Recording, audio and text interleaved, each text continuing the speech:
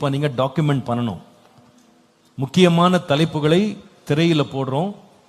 அதை பார்த்து நீங்கள் என்ன செய்யணும்னா குறிப்பெடுத்து அதை உங்களுக்கு வைத்துக் கொள்ளணும். கடந்த வாரம் ஒரு வீட்டுக்கு போயிருந்தேன். ஒரு கூட்டத்துக்கு போனேன். பக்கத்தில் அவங்க வீடு இருந்தவங்க சொன்னாங்க, பாஸ்டர் நாங்கள் 20 வருஷமா சர்ச்சுக்கு போறோம், இது வரைக்கும் நாங்க ஒரு டைரியில ஒரு வசனத்தை எழுதினது கிடையாது.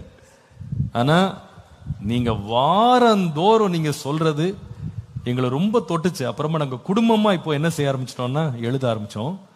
அவங்க சொல்றாங்க, நான் எழுத ஆரம்பித்த பிறகு எனக்குள்ளே ஒரு கிரியை நடக்கிறத நான் பார்க்கிறேன், ஒரு உணர்வு உண்டானதை நான் பார்க்கிறேன், நிறைய வசனங்கள் மனதில் தங்குறத நான் பார்க்கிறேன்.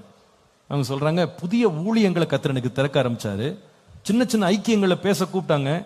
எனக்கு எப்படி செய்தி இருக்கிறது தெரியும், என்ன பேசணும் கூட தெரியாது. ஒன்னும் இல்லை பாஸ், இந்த டைரியை திறந்து வச்சுக்கிட்டு ஜெபம் பண்ணிட்டு நீங்க என்ன பிரசங்கம் பண்ணீங்களோ அதையே திரும்ப பிரசங்கம் பண்றேன் இப்போ அப்படின்னு சொல்லி ரொம்ப சந்தோஷப்பட்டாங்க. அதுக்காக தான் செய்ய சொல்றேன். அல்லேலூயா. உங்க கூடாரத்தை விசாலமாக்குங்க. நீங்க உங்கள் வாசஸ்தலத்தை விசாலமாக்குங்க. கர்த்தர் உங்களை அநேகருக்கு ஆசீர்வாதமா மாற்றுவார். நீங்க நினைக்கலாம், சின்ன காரியம் இது, என்ன இது பேப்பர்ல எழுதுறது, என்ன நடக்க போகுது? எழுதி பாருங்க, நடக்கும். நீங்க எழுதுங்க. நீங்க வசனங்களை மனப்பாடம் பண்ணுங்க.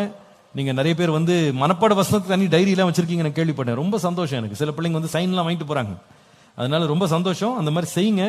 கர்த்தர் உங்கள் எல்லைகளை விஸ்தாரமாக்குவார். உங்களை அநேகருக்கு ஆசீர்வாதமாய் மாற்றுவார். விசுவாசிகள் ஆமென் சொல்லுங்கள். சரி.